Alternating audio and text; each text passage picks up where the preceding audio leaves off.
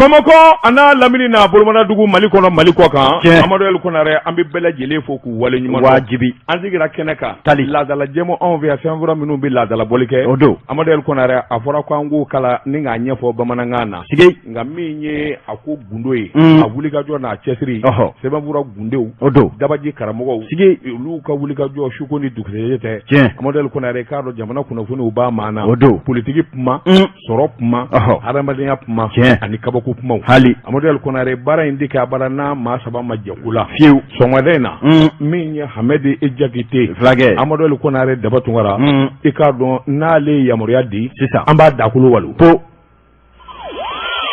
Jɛka pib k'a ka feerefɛnw lakodɔn karamɔgɔ daba tunkara naamu ko maa ma fisa maa ye sigija kuma don n'o tɛ dɔ na kɛ dɔ ɲɛ ha kana siga n bala cogo bɛ di bi Amadu El Konare le 12 mai Sherifu Ousmane Madana Sherifa Aïdara bangena le 12 mai Basa de bangena le 12 mai i k'a dɔn maliyɛnw ka dandesanji bangena o don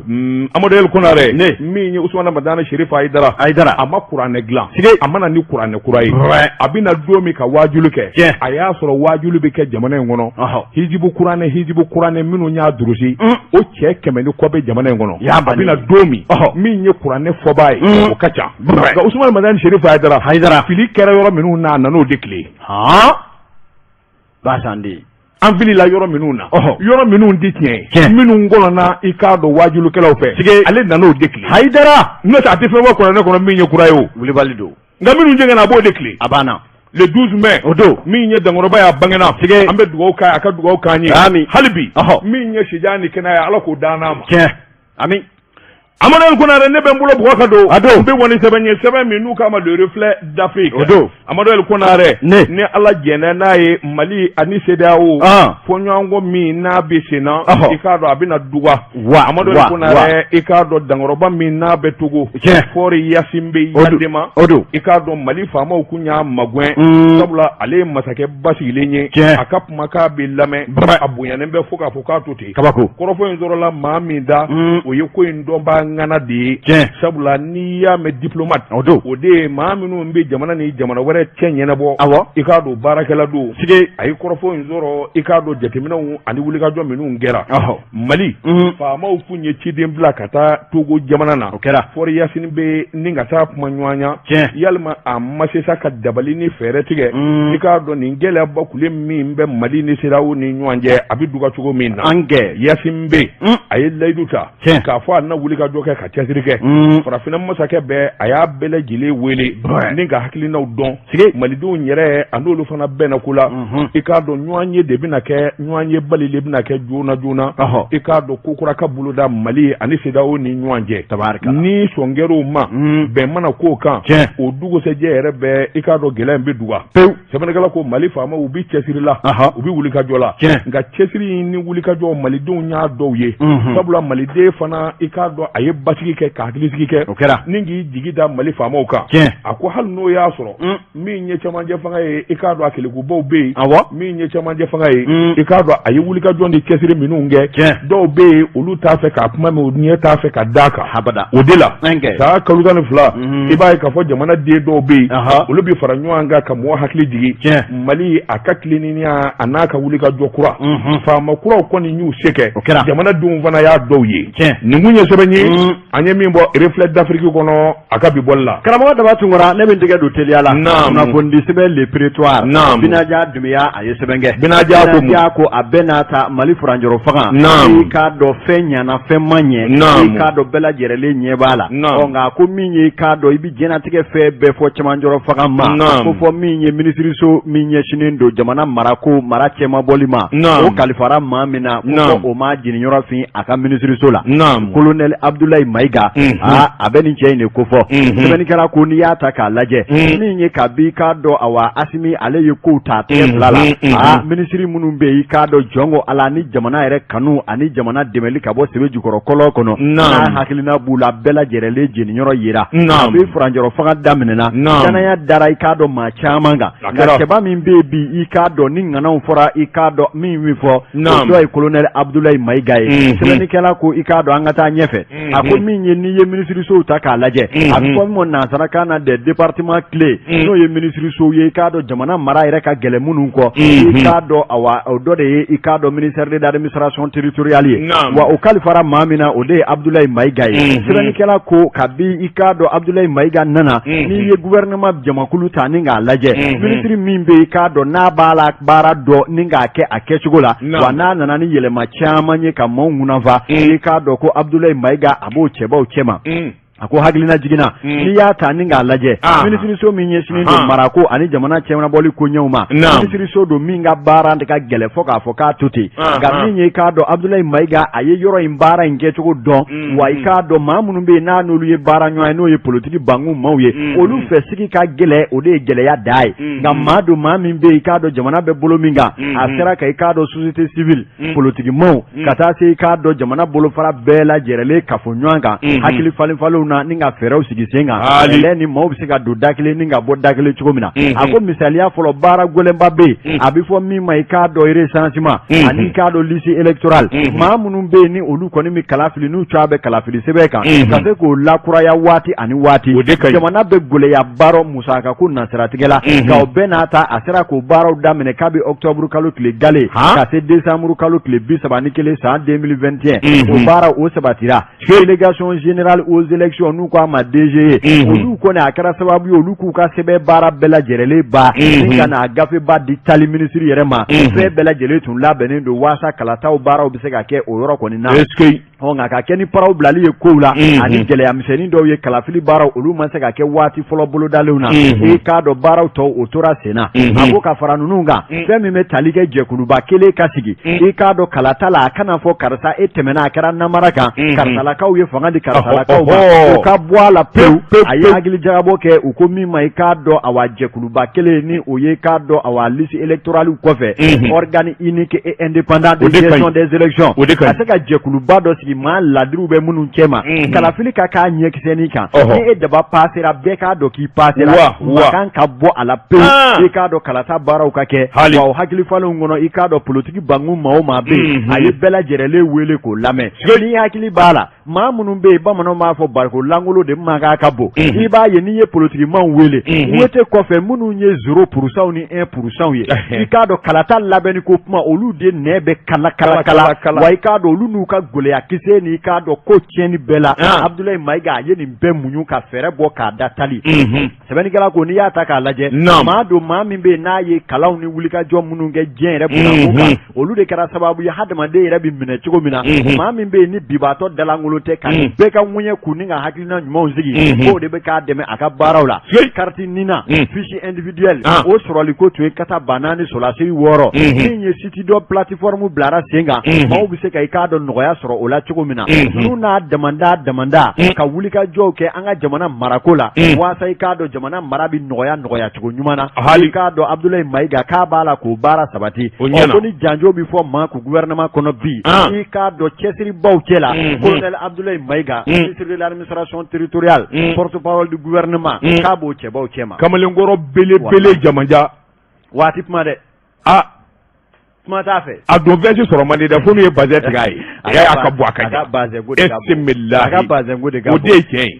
a n'a ka garde corps Modibo an b'u bɛɛ fo nin kɛnɛ kan est-ce que o tuma i bolo don Amadou El Konaré maa bile ti suba ye nka yelen na bɔ a dayɔrɔ la o bɛ kɛ Amadou El Konaré n bɛ bɔ ni sɛbɛn ye sɛbɛn min n'u k'a ma 22 septembre o don yɛlɛma hɔrɔnya don Burahima Jalo fulakɛ nin y'a ka sɛbɛn ye Jalo ko di i y'o min fɔ Amadou El Konaré k'a dɔn a filanan min ye wulikajɔ ni cɛsiri ye Sadio Kamara ministre min n'a bɛ mugu kunna o don mugu ni kisɛ tigi Sadio Kamara o don a ko wulikajɔ bolo kan i k'a dɔn kuma ni kuma min ye kɔmuso ye ORTM a bɛ wele bila an ka jamana ɲɛmɔgɔw ma k'u ɲini ka jɛmukan na o ko min ma Malikura taasira o kɔni ye ka ɲininkali kɛ k'a ko bɛɛ lajɛlen ɲɛdɔn dogona t'a la Sadio welele ni ka taa ɲininka a ye dalu bɔ k'a bi dalu minnu ye wulibali ye i k'a dɔn ɲɛdimi wura don kɔdimi wura tɛ min ye Burahima Jalo ka fɔ ye a ko n'i ye ko ta k'a lajɛ Sadio ko a ko wulikajɔ ni jateminɛ na min ye ayiwa Irisi jamana ye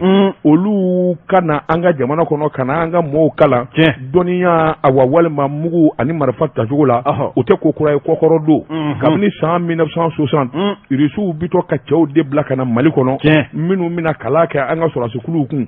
yala o ye ko kura ye a ko a bilama mɔɔ man k'o minɛ ko kura ye kɔrɔlen don a ko Mali ani Irisi jamana cɛ min ye ɲɔgɔn dɛmɛ min ye wulikajɔ ye ani dɔnniyaw falenfalenni a k'i k'a dɔn o daminɛna bila ko tɛ min ye ko kura ye n'o farala a kan Amadu Konare o de ye minɛn minnu n'olu nana n'o ye sangawuli minɛnw ye dakabana minɛnw minnu kabini diɲɛ kununko ni Mali tun bɛ miiriya la a sɔrɔli la a teliyara Amadu Konare a teliyara o k'i bɔ a la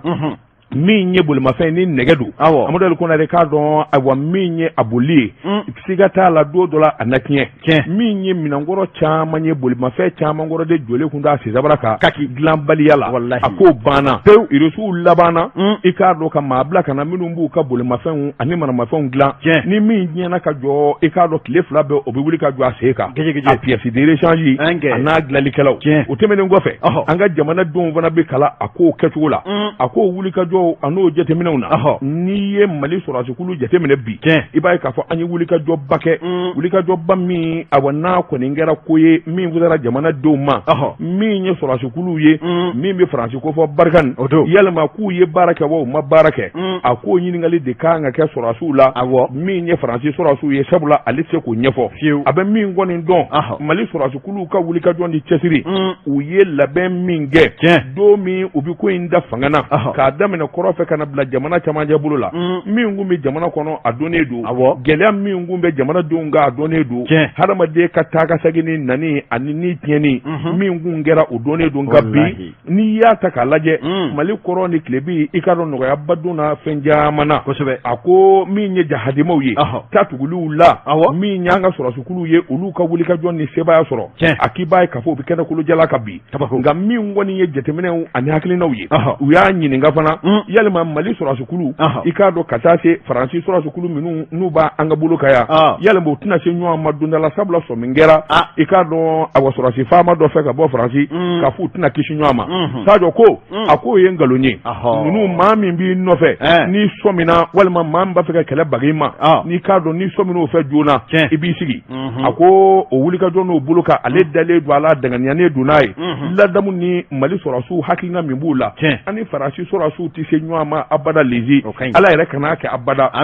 a ko fana k'i bɔ a la a ko ne ye jateminɛ kɛ nkalon caman dara an ka sɔrɔsikuluw la i n'a fɔ ayiwa wulikajɔ 2 min kɛra kɔsa in na an ka sɔrɔsikuluw taara kankura min na n'u taara sɔrɔ maa caman valen don k'u gosi k'u to dingɛ kɔnɔ a ko kuma min sɔrɔsiw bɛ se ninnu baara a ka ca waati janba ye maa min nana bi ni maa sara o don o tolicogo ani kununko maa fa tolicogo tɛ kelen ye a ko sabula su ninnu bolo k'a lajɛ a dɔnna k'a fɔ ninnu su bi a bɛ waati janba o tolicogo fɛ o de la Mali sɔrɔsikuluw y'a ɲini sa sɛgɛsɛgɛli ka kɛ k'a ko ɲɛdɔn jɔni jɔni bɛ nin ju la a kɛra jɔni jɔni ɲɛna o fana k'i bɔ yen i k'a dɔn kɛlɛba min kɛra kɔsa in na i k'a dɔn min ye Mura ye a k'o wulikajɔ fana i b'a ye k'a fɔ nkalon caman tigɛra ka da malidenw na nka farafinna den caman y'a faamuya diɲɛsɛnna ni jamana bɛɛ lajɛlen y'a faamuya k'a fɔ koloba kalaba kumaw ni nkalon ni namara o tigɛlen bɛ maa minnu fɛ ka ɲɛsin Mali ma olu y'a dɔn tigi k'a fɔ hakaja nin ye nkalon ye nin namara ye Mali sɔrɔsiw ka ɲɔgɔn bonya ani jamanadenw bonyani a ko ye wajibi ye bin tɛ taa kɛ maa si ka dugukolo in sanfɛ Mali kɔnɔ k'a fɔ i ye nin siya in ye walima i ye nin maa kabila in ye walima i bɛ nin dugu in na bin tɛ kɛ maa kan a ko sababu ye mun ye Mali bɛ sɛgɛsɛgɛli de kɛ sɔrɔsiw bɛ sɛgɛsɛgɛli kɛ ka jateminɛ kɛ u bɛ kunnafoni caman de ɲini yanni kɛlɛ ka wuli n'u ye kunnafoni jɔnjɔn sɔrɔ k'a fɔ maa o maa ye bamanji ye walima i ye janfandi ye i bana kɛ dingɛ o dingɛ kɔnɔ u bɛ t'i wagaba ka bɔ yen a ko o tuma min ye Malidenw ye an ka da l'armée na min ye Malidenw ye an ka da jamana faamaw na min ye Malidenw ye an ka da an ka sɔrɔsikuluw la dɛmɛ ni hakili ɲuman i k'a dɔn an k'o ta k'u sɛgɛrɛ i bilen ma se ka dɔwɛrɛ kɛ nka nin kɛra yan nin kɛra nin jamana yan a ko Maliden bɛɛ lajɛlen kan ka se k'o kɛ i kɛra duguba kɔnɔ o i kɛra kungokolo kɔnɔ o i kɛra i ka foro kɔnɔ o i ye dunan ye i ye maasure ye maa min d'i ka jamana den ye min d'i ka dugu den ye ɲɛfɔli kɛ nin kun ye sɛbɛn ye an ye min bɔ 22 septembre kɔnɔ yɛlɛma hɔrɔnya do karamɔgɔ daba tungura ne nan dege do teliya la kunnafoni sɛbɛ l'investigateur min bɛ i k'a dɔn n'o ye u ka la rédaction olu ye sɛbɛn kɛ a ko jamana o jamana bɛ i k'a dɔn n'a lakanana ni kiiri ma tigɛ cogo ɲuman na i k'a dɔn tɔ ka jɛ don a ko min ye an ka taa ministre de la justice o bɛ tali kɛ Muhamadu Kasogela a ko min ye i k'a dɔn wulikajɔ ni cɛsiri minnu bɛ i k'a dɔn kiiriko la e ko ministre yɛrɛ ma bɔ mangun kɔnɔ a ma da dɔn a la k'a fɛsɛfɛsɛ wa a ko n'i y'a ta ni k'a lajɛ bamanɲingurunya nafolo ye faso ta ye nka ne de b'a kunna ma dun ma manger malako piyan foyi t'i bɔrɔ i k'a dɔn hɛrɛ bɛ tile a bɛ tigi i k'a dɔn k'o de banna wa i k'a dɔn a baara b'a la ka kɛ a tigɛ bala ni dunun ye koyi a bɛ sɛgɛsɛgɛ de k'a sɛgɛsɛgɛ ko fɔ maaw k'a dɔn ni maa o maa bɛ yen n'a tigi degelen don nafolo suɲɛli la faso kun san 10 san 20 san 30 fɛɛrɛ bɛɛ de fana b'u bolo walasa u ma suɲɛli kɛ u bɛ se k'a kɔ dogo cogo min na o tuma walasa k'o kɔ bɔ fiɲɛ na a ko i k'a dɔn n'i ma sɛgɛsɛgɛli jɔnjɔn bila sen kan walasa a ko mana wuli fili foyi kana yaala i k'a dɔn k'o de bɛ baara dɔw sumaya ministre Muhamadu Kasoge a y'a jira k'a fɔ min ye kabi Furanjɔrɔ fanga nana fɔ ka se bi ma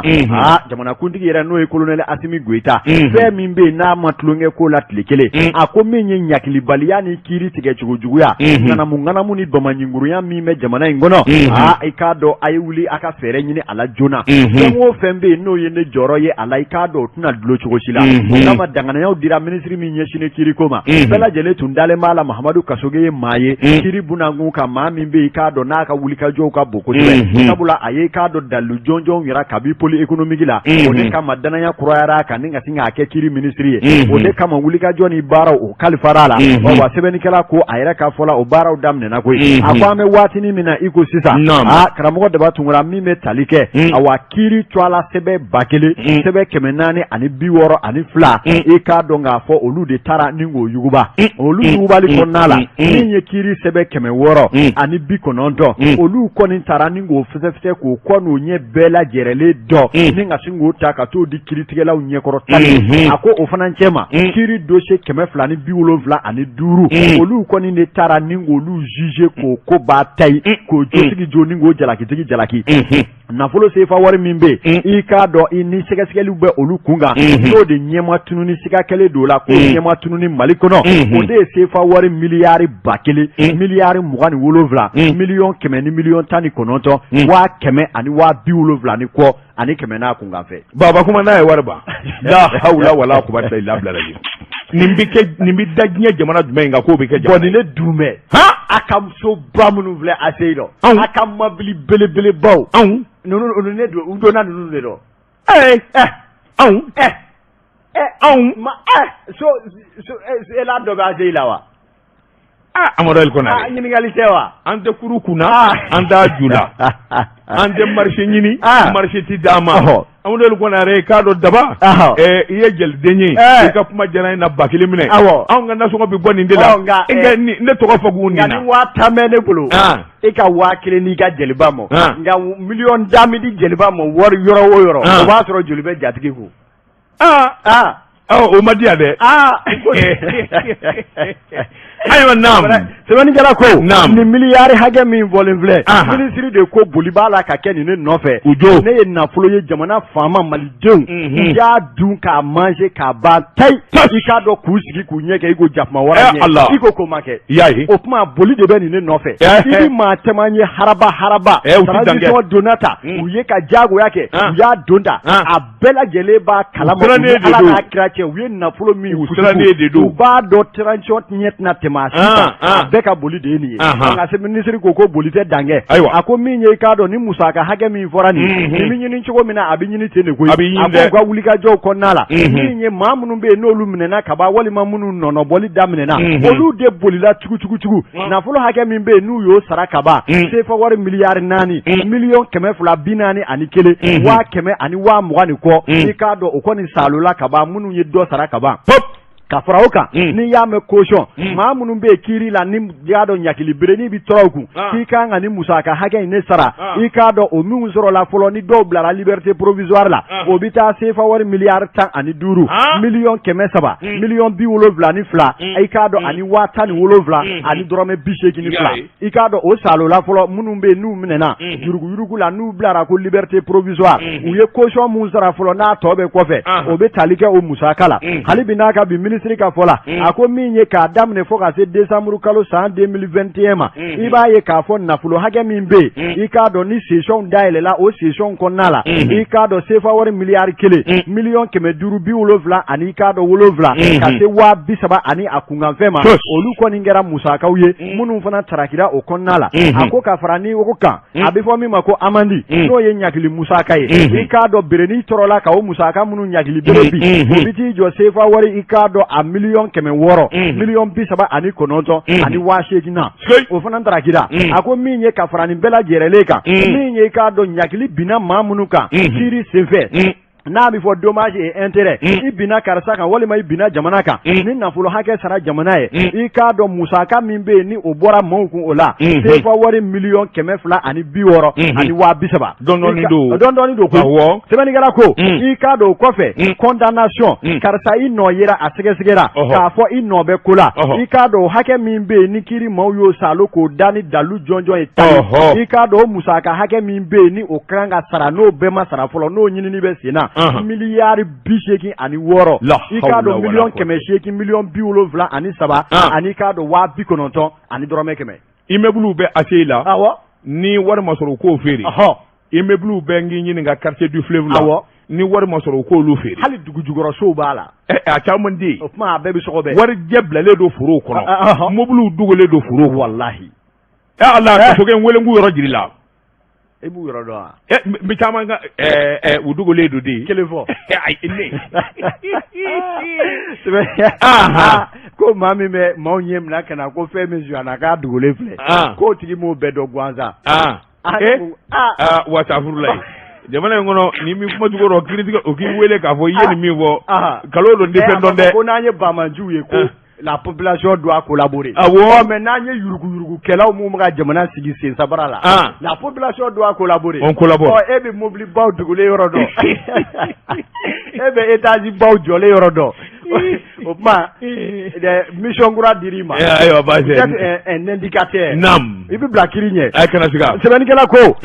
ministre a ye nin dalu a y'a bɔ a y'a di a ko an bɛ donni min na i ko bi fɛn fila de bɛ yen fɔ janto ka ko la yuruguyurugu kɛlɛli kɔnɔ ka maa minɛ k'a datugu k'a sɔrɔ i k'a dɔn musaka min bɛ yen ni o ma sara ko jate ka kɛ o de fana la o tuma maa fana bɛ yen n'i y'a minɛ k'a datugu a ka musaka sara ni ɲagili fana dara a kan musaka saralen kɔfɛ ni ɲagili ma d'a kan k'o fana ye ko wɛrɛ ye o kuma jate de bɛ kɛ nin bɛɛ lajɛlen na maa ma faso nafolo dun fɛɛrɛ bɛ se ka kɛ cogo di nafolo ka sɔrɔ k'a bila waganden kɔnɔ o kɔfɛ fana ka ɲagili dasi i kun waasa maa wɛrɛ kana ɲɔgɔnna kɛ ko nin fila de bɛ don ɲɔgɔn na wa o baaraw de bɛ sen na a ko tile filanin na i k'i tulo kɛrɛma sigi dɛ jaabi dɔw bɛna bɔ maa minnu bɛ yen n'u ye jamana sigi a sen sabara kɔnɔ dɔw ta kɛra san 10 san 20 a b'u kɔnɔ ko ɲinɛn kɛlen don a kɔ ko ɲinɛn ma k'a kɔ dɛ kuna sini o don n'an kɔrɔ ko fournisseur dɔ nana kasi ka na taliba kɛlɛkɛminɛn dɔw bɛ bolo ka na ko ani sɔgɔma ko ministre Sadio bɛ yan wa ko nin kɛlɛkɛminɛnw kabi 2014 ko nin wari kun dira ko k'a sa ko a minɛn filɛ nin ye a jodo dɛ kabi 2014 a jodo u ye facture langolon dilan ko miliyari donna minɛn na o kuma maa minnu y'o kɛbaa ye olu ni opérateur fournisseur bɛnn'a la ka papier langolon dilan u y'a wari dun yan o kuma a fɔlen sa ko kɛlɛ bɛ wuli 2014 minɛn nana kunun o kuma a ye sɛgɛsɛgɛliw kɛ ko a minɛn tun bɛ bateau de kɔnɔ wa avion minɛn tun bɛ nɔnsi minɛn min wulila port la 2014 o de sera Mali la 2020 a bɛ ɲɛ o an bɛ kun ɲɔgɔn na ko la caman bɛ Abidjan dɛ e b'a fɛɛrɛ kɛ Abidjan ko in ɲɛ ka ɲin'a la min ma kusɛ o bɛ kusu o bɛ n bɛna taa bɔ n jatigiw ye Abidjan sa o dɔ kɛra o Mariko kibaruya ma sɔrɔ ayi a tɛ Abidjan kɔni ale ye fɛn de ale bɛ bɔ dugu Kɔlɔnjɛbakadu olu tɛ jaliko ɲɛdɔn an tɛ taa ye Hamɛ Jakite Jɛka pep k'a ka feerefɛnw lakodɔn nɛgɛ kanɲɛ 12 sera Bamako k'a fɔ jiginɛw ka bonyamasegin bɛ aw ye karamɔgɔ de b'a tun wara bala cogo bɛ di kokura Amadu El Konare nye sandange kiri la kiri jarana maa min ma deli ka taa kiri bulo la o ka fisa ye Amadu El Konare mbɛ bolo bugɔ ka don mbi bɔ ni sɛbɛn ye sɛbɛn min n'u ka ma Nouvelle Horizon ɲɛdangura maa min ɲɛ sɛbɛnni kɛ a tɔgɔ de ko Mahamadu S Traoré Mahamadu ko a ko i k'a dɔn a min ye kiri bulo ye i n'a fɔ i y'a fɔ cogo min na Amadu El Konare i k'a dɔn dabali bango a ko o don ko kiri bulo a talen kun bɛ ka ɲɛsin min ma o de ye kamalen galaki dɔ ye u k'a ma ko Etienne Fa Kaba Sisɔgɔ Etienne Fa Kaba Sisɔgɔ l'économiste o don a ko juin kalo tile fɔlɔ nata e ko kiri ma bɔ a don a kɔrɔ ka bila o la wa a kun i k'a dɔn min ye tribunal de grande instance o don commune 4 na a ko i k'a dɔn jalaki yɛrɛ de talen don tribunal yɛrɛ fɛ k'u yɛrɛ sɛgɛrɛ sabula sɛbɛnfura dɔw kun bɛ a bɔ sɛbɛnfura la kiri don olu ye majɛngɛ sɛbɛnfura ninnu dun na cogo di i k'a dɔn kirikuntigi ye tuma min n'u ye kiri dayɛlɛ a ye ɲininkaliw kɛ i k'a dɔn sɛbɛnfura caman kun bɛ yen o ye ayiwa dossier majɛ o kɔni maa caman gamana ganna Isa Fa Kaba Sisɔgɔ i k'a dɔn l'économiste sɛbɛnnikɛla ko Etienne maa caman kun ɲɛna i k'a dɔn nin don kɔni i k'a dɔn kiiribulo bɛ sɔn ka ayiwa i k'a dɔn fiɲɛbɔ d'a ma nka sɛbɛnfuraw tununi kɔni o kɔni kɛra dama gasi ye tribunal la min ye tribunal kɔni ye i k'a dɔn kiiri bilala don wɛrɛ la a ko kiiri maa bila don wɛrɛ la o kɔni bɛ kɛ sababu ye ka dɔ fara a ka kaso kuntalajan kan o bɛ kɛ dɛ sɛbɛnnikɛla ko maanifi kamana ganna min ye Etienne Fa Kaba Sisɔgɔ ye l'économiste o don a minɛnen don jalaki min kɔnɔ o donnen don a ye woloma a bɔ ɲɛnɛ woloma ani siya woloma ka mɔɔw bɔ ɲɔgɔn na ka dugu dɔ fisa dugu dɔ ye walima siya woloma a ko i k'a dɔn walima diinɛ ka t'i da don la nin bɛɛ lajɛlen de bɛ kɛ sababu ye min ye jamana yɛrɛ ye k'a ɲagami i k'a dɔn a minɛkun kunfɔlɔ dɔ y'o ye sɛbɛnnikɛla ko a ko n'i ye kɔta k'a lajɛ min ye hakilinaw ye kunun ko kiiribulo kɔni kan ka segin a to a la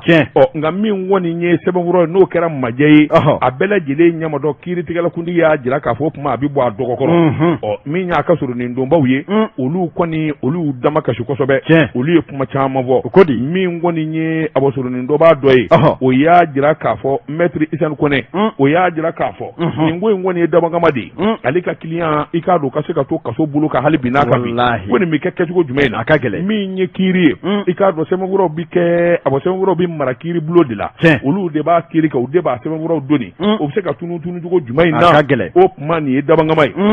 min ye Etienne yɛrɛ ye a y'a jira k'a fɔ ale kɔni i k'a dɔn ale b'i dama kasi in kɔni tɛ dɔwɛrɛ ye nin ye dabangama de ye sabula i k'a dɔn kɛwale min dalen bɛ k'ale sɛgɛrɛ i k'a dɔn bagama don ani se t'ale ye ka sababu kɛ jamana in a kɛn bɛ a bɔ bolo kelen ye cɛmancɛ fanga cɛ wo cɛ n'i bɛ i tɛ cɛmancɛ fanga in fɛ walima i mana ɲini k'a fɔ ayiwa i b'a lagosi nin damanda de b'i sɔrɔ o kuma politigimɔgɔw ka janfa i k'a dɔn de talen bɛ k'olu sɛgɛrɛ o kuma wulikajɔ bolo ka ani jateminɛ fo wulikajɔ wɛrɛ de ka kɛ hakilinaw ka se ka jidi cogo min na a ko n'i y'a ta k'a lajɛ min ye Etienne Fa Kaba Sisɔgɔ l'économiste jalaki wɛrɛ bilalen kun do k'a kɔnɔ i y'a dɔn o ɲɛ sɔrɔ deba o de ye fo usage de faux a t'an bɛ kalan sɛbɛnw da k'a fɔ a y'o kɛ i k'a dɔn o kɔni nkalontigɛra a bɔ ni ko ɲɛdɔn Amadu El Konare i k'a dɔn dɔ fara la dɔ kan sɛbɛnnikɛla ko a ko Mali kiiribulo min kɔni a ka sɔrɔ nin donbaw ye olu kɔni y'u sɛbɛn kɔrɔsɔn i k'a dɔn damakasi la Etienne Fa Kaba Sisɔgɔ a yɛrɛ y'i dama kasi kosɛbɛ nka i k'a dɔn nin si tɛ dɔ bɔ a la min kɔni ye kaso ye a na tɛmɛ n'o ye sabula sɔmin kelen don k'a fɔ min kɔni ye bolobɔ ngana ye o kun na kɛ n'a ma ɲɛ k'a fɔ sɛbɛnfuraw olu ɲɛ ma sɔrɔ o tuma a bɔra yɔrɔ min a bɛ segin ye nin kun ye sɛbɛn ye a ɲɛ min d'a la ka bɔ Nouvelle Horizon kɔnɔ ɲɛdangura karamɔgɔ Daba Tunkara min ye Sirakɔbakaw min ye Sumayila Kulubali olu ka dɔgɔtɔrɔ ɲɛmaa don ko k'i fo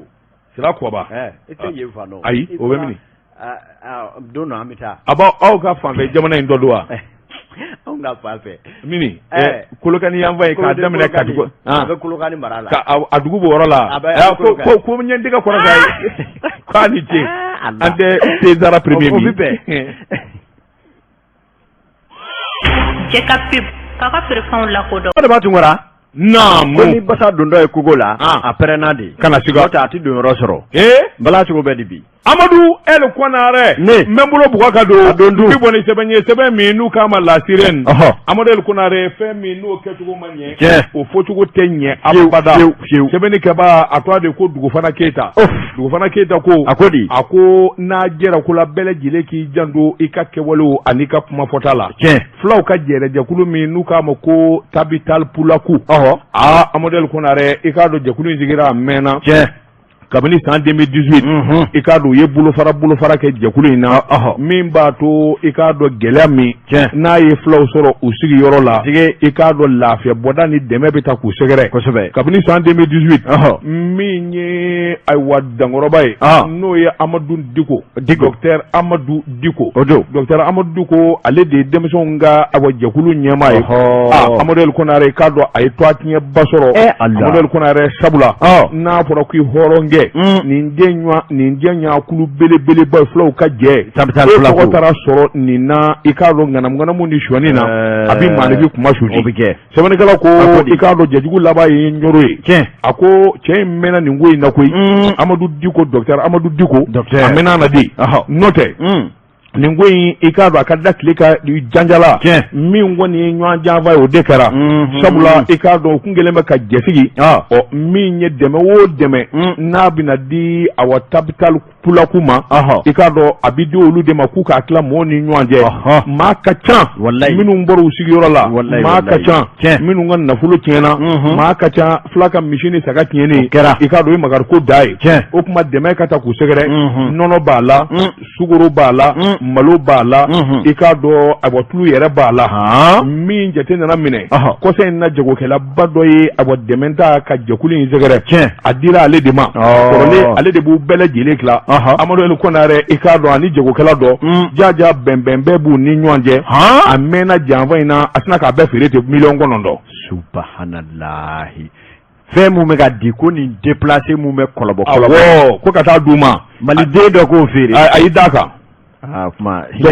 Dr Amadu Diko hinɛ banna fasirikɛla ko a ko in gɛlɛyara fo k'a fɔ k'a to ten o bɛ kɛ a dun dɔnna cogo di Amadou Konare k'a dɔn tuma min n'ale y'i da fɛn in kan k'a feere i k'a dɔn danayabaliya nana don a n'a jɛɲɔgɔn dɔ cɛ o k'a ma nin fɛn min filɛ nin ye n b'a kalama n'i mɛ nin yɔrɔ di yan i bɛ malo dɛ mɛ nin yɔrɔ di yan i bɛ malo Amadou Konare i k'a dɔn ko in sina ka taa da kɛnɛ ka ten tandara o bɛ kɛ sɛbɛnnikɛla ko jɛkulu in yɛrɛ min ye Tabital Pulaku o don i k'a dɔn ɲɛmaaw nana kunnafoni mɛn k'a fɔ dɛmɛ minnu dira a détournera 1,900,000 bonyanko Amadou Konare o kuma k'a sɔrɔ nin tɛ a ye joli ni joli de ɲaami a ye joli ni joli de dun a ko ayiwa min ye wulikajɔ ye déplacé n'o ye fila minnu bɔra u sigiyɔrɔ la i k'a dɔn a caman bɛ Falajɛ ani Ɲamana Amadou Konare k'a dɔn balo ani nin dɛmɛw bɛ ta k'olu de sɛgɛrɛ o bɛ kɛ i k'a dɔn waati jɛkulu yɛrɛ bɛ fara ɲɔgɔn kan ka wari bɔ waati maa ŋaniya ɲumantigiw nin jagokɛla in kɔni ye nin de ta ni ka n'a di Dr Amadu Diko sɛbɛnnikɛla ko dankɔrɔba sina k'i da bɛɛ kan i k'a dɔn 1,900,000 a ye fɛn ninnu haraba feere de 1,900,000 Amadou Konare k'a dɔn jɛgɛkɛla dɔ ma tuma min ni bɔ nana k'a kalama u y'a wele ka taa ɲininka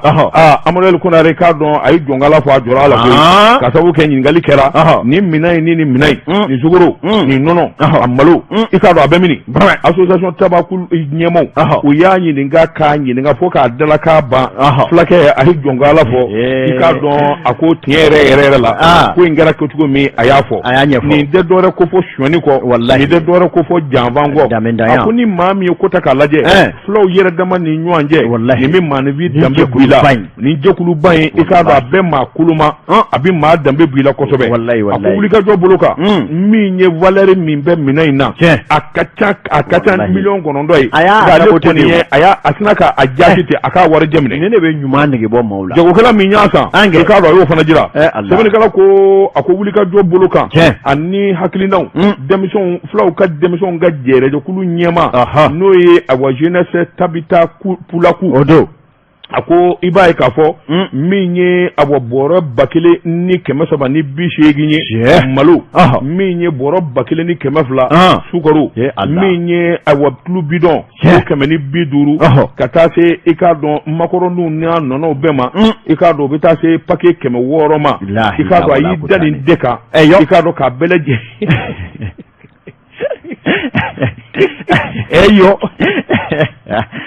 ba gɛlɛyara Dr. Amadou Duko ana susana anyami ko maya anyami de amadi aligere yara anyami de million kono no kaso bomba ni Amadou Digo dodo ni odo o to be ngo ako hanni ke ko ni mata kasola malo dakile ngona biro kenaka sabla uya wele ninga ta jekuli anyama sola kata nyiniga dalakana jona e ka don awoflake maseka doere fo wato ni min ngoni ndura isa ayo dejira o haraba minu maseka firi atara no o to ko chekana na million gono ndongoni obe majeke minana ninguye sebanyi dugutigi fana keta ka sebendo anya min bo sira ni kono akabi bolla Amadou Digo dobe ni odo akato be ngo ibolodo Karamo de batugura kuna fondi sebe la Syria ni nena to kono bamana ngo ikado ni yebasa fa tori kerefe hali ni tisa ma tori abesira autorité routière akoy ikado nga fo anga dunambulo fly kanze ke ka to tanga yereke woli ma bie munun che kan angolu ta munun fara ma angolu fili ikado na ko fora bi Syria ni manko autorité routière akoy ikado siga belebele de benunu nga bararo akoni ya taka laje akojonda kalama malila duguba do na wale mo masurunyana ni ekoni meta ikado keme fla keme duru ona bo ekuningo di ka do gwa ni ngoro ma do ma ko mu ma ko peaji karamo da batun wara sireni ya yere nyininga fasirike ba Abdurrahman Dugure ako minye peaji warbi tami bi ikado wa kwa warbe nyininga tunu pelengeto mata ta rodo sebeni kala ka fola ako ni ya taninga laje ikado wati temenu eko malide yere madimiza kamuruti yere farida ka sababu ikado duguba dona ni peaji mau sigilembe nute foro atishwe na eba sara isegindo iba sara ga ikado na fulo munumbe ni obido dafe na fulo nunu mala kata faaj menfe hali shini dona jonjo masaka soro ni na fulo nununa o minke meka jamana de chama sebe korotoro ni yere kara sababu ye jamana de do ko peaji anta sarabi anta sara shini ka bola kana se chauffeur doma olu fona ngwanta sarabi anta sara shini onga nana kesa atitu atitige mai ma ke chugo ika jamana sharia ibito uko jamana fama ununa hakilina boka bi baka yelama do peaji yere sara chugola ma dunga ba iba sara hali ni ye turune che o yoroni no ina sara tu lekono ika do onna fulo hake munume sara lekono sebeni kala ko na fulo ingwani jongo ala atala kaye aduna donde okuma min ye jaki buluko ni shine do ika do la sireni maufe uko misali ala ni bita kuri dola shi keme duru ika do eti teme chugo shila peaji la ni o masara abidlo mobili unu chugo yaula okuma kaye ka fo onna fulo dona tiye na ka do dona munu mi fo no isra dlaw ani sira dala beniye jonda kalama bimbalila ka fo sira ko kele do kuraba koroka gwangwe jongo do akoto bala ka juguya ni ngata afe okuma ko minye na fulo munu mesara jamana do ve abala kata fa jume ngali tomi o sigiledo mamunu yarabe no luye peaji go hakilina ta ka gije sigi olu tunya dabo min kama no ye na fulo doka mine jamana do na lembola wasa sira obise ka toboto ka tale me ko je sabula bela gele kele do bafa ni kilije ka sabu ke ka do peaji matarafa baw autorité uruchero e ka do tala ka siga nyefo mauye ina fo sira ni mau ba fo chugomina ako de kara sababu ye minye ka do katika ofe peaji mimbe ako million hake mimi do kono le kono na hake fori ye ka do ida wale debito na nafulo jolibi ke ka ikado jamana de makodla nafulo jolibi bla jamana ka wagande kono ko ofana nyata kungo wore o de kara sababu ye katifune ngenu ni kaika ofarala nywanga ka fa bela jerele sira tige donda tige ka boda tige mingara sababu ye jamana famo yere ubulo bla jufa kono ka ta o sira dlali bara udamene ko yala autorité urucher nafulo mumedo be ka ke fe jume Abdurrahman Dugure ko jamana de ma fe ka nyedo o ma minye jamana nu mu nyengene bo mamunu be nu be peaji ko ni oto e ka do ni sarali ko kuna ko halina sara chugo nyuma e fe minye wala sa wori ka do jamana ka kezula ko mandu yede o ba fa priti paratale kato o luka kwa proti za o ke ala kuna boni ble anye mi mo sira ni kono aglan chugo nyuma e niye na anye ordinateur sigi ka informatiser wor bi do nganye ka o te o fe ku yi amodel kuna re ne bena fura di ministre mi na be transport kuna ni nyua na ko amodel kuna re ngana mu ni janva ka bola ka wari doni dadon ne nya fi jamana ngono on n'a pas besoin d'être un intellectuel walma économiste hali diplôme kana kibulu amodel kuna re mobili na bi mali kono en tout cas ni ya do ibi bo daive ibi ta se walma ibi ta auka dula o kora ko dundala ko ni ibi te me péage la jo saa kɔnɔ u ka prix dɔ fixe mobile bɛɛ k'o ta k'o nɔrɔ i ka vitre la o y'i ka saa tɛmɛni ta sara saa bɛɛ mobile baw minnu bɛ transport kɛ Amadou Ali Konare k'a dɔn ayiwa min ye 5000 ye u k'o da u kunna saa kɔnɔ saa yɛrɛ bɛɛ i bɛ tɛmɛ péage a ka nɔrɔ i ka fɛ i komi vignette Allah 5000 par ni mobile million 1 de bɛ jamana kɔnɔ i b'a dɔn a bɛ bɛn joli ma 25 milliards subhanallah et jatema ban olu ti fɛn sɔrɔ o la tu es sûr et certain que nin wari min don saa kɔnɔ i k'a dɔn péage hakilina na mobile fitiniw ka jate bɔ i bɛ taa ta k'a nɔrɔ i ka vitre la a banna. On n'a pas besoin d'être un expert. Ni i b'i bɔ da fɛ n'a t'i la police b'i lasegin i bɛ taa ta comme vignette ni assurance bɛ cogo min. Où est le problème o don ni mi bɔ a la. Kɛmɛ di dɛ wari tununa dɛ a taara verser a ma verser a ma ban ye wa. Ne ɲɛ t'a bɛɛ kɔnɔ furuba la. Amadou Ali Konare ne bɛ n bolo bugɔ ka don n bɛ bɔ ni sɛbɛn ye sɛbɛn min n'u k'a ma 22 septembre o don yɛlɛma hɔrɔnya don ni docteur Amadou Diko n'o kɛra ayiwa talikɛla ye i k'a dɔn fila talikɛla man ca a ɲumankɛla de ka ca jamana kɔnɔ kosɛbɛ fila ɲuman ani fila baarakɛla a fɔ ko Aliou Diallo i k'a dɔn wulikajɔ ni cɛsiri bolo kan min ye jamana dɛmɛni ye ani jamanadenw dɛmɛni i k'a dɔn Aliou Diallo a b'o baara la bila ko tɛ k'a sɔrɔ a ma kɛ président ye sɛbɛnnikɛla ko min ye Aliou Diallo ye a ye wulikajɔ bolo da a bara ka baara min kɛ dibi la bi a n'a bara ka wulikajɔ min kɛ ka farafinna masakɛw kuma ɲɔgɔnya ka t'u sɛgɛrɛ f'u jabala la sabula i k'a dɔn Aliou Diallo banna don nafolotigi don ani farafinna masakɛ bɛɛ lajɛlen bɛ ɲɔgɔn dɔn Fɔri Yasin bɛ o min bara ka wulikajɔ kɛ ka cɛsiri kɛ Mali ani CEDEAO bɛ se ka bɛn ko la cogo min na a ko Aliou Diallo a nin bɛ ko in na sabula a ka wulikajɔ ni cɛsiri a ye dugawudon kɛ ni ka lettre kɛ k'a fɔ min ye Mali ani Fɔri Yasin bɛ ale dalen don a la k'a fɔ Fɔri Yasin bɛ masakɛ min don a hakili sigilen don a n'a wulikajɔ kɛ Mali faamaw y'a sɛgɛrɛ ka t'u kalifa a la a ko a dalen don a la k'a fɔ Fɔri Yasin bɛ a bɛ kuma kuma dama tɛ a dalen don a la k'a fɔ CEDEAO a kelen bɛ ka gɛlɛya min da ka Mali sɛgɛrɛ a bɛ wuli sɔɔni sabula Fɔri Yasin bɛ ye cɛ min ye a tɛ kuma ko la gansan i k'a dɔn maa basigilen ba wa a lamɛnnen bɛ farafinna o de la Aliou Diallo ko a bɛ welewele da kɛ Maliden bɛɛ ma hakilisigi ni basigi transition dɛmɛni ani ka ko ɲɛnabɔ a k'o de bɛ kɛ sababu ye Mali yɛrɛ k'i yɛrɛ sɔrɔ sabula wulikajɔ ani cɛsiri o ye Maliden taala ye i k'a dɔn an kan ka dɔ fara a kan nin waati in na nin kun ye sɛbɛn ye an ye min dalo ka bɔ ayiwa 22 septembre kɔnɔ yɛlɛma hɔrɔnya don bi taa bɛ bila yan e ko waati ma dafa i ka bangɔni cɛ in ale tɛna na bilen wa joni Goodluck ale de tun tɛ solonda de b'a ye wa a tun accident kɛ de a bɔsilen y'o la nin ye awɔ a t'i nin bɔ a bɛ jate i k'a dɔn waati n'a ka waati ma se waati dafara anw b'an kɔ kɛ nakɔ kɔlɔni kɔ ye surafana t'o maa dusu na nɛgɛ ɲɛ 20 bɛ kɛ nin gafe kelen kan ni Ala ni kira sɔnna sini sɔgɔma an bɛ kɛnɛ ka sɛbɛnkɔrɔw bɛ bɔ k'olu lakali an bɛ Jakite bolo tun bɛ nɛgɛ la min ye kuma ye i k'a dɔn Amadou Ali Konare Daba Tunkara wa salam.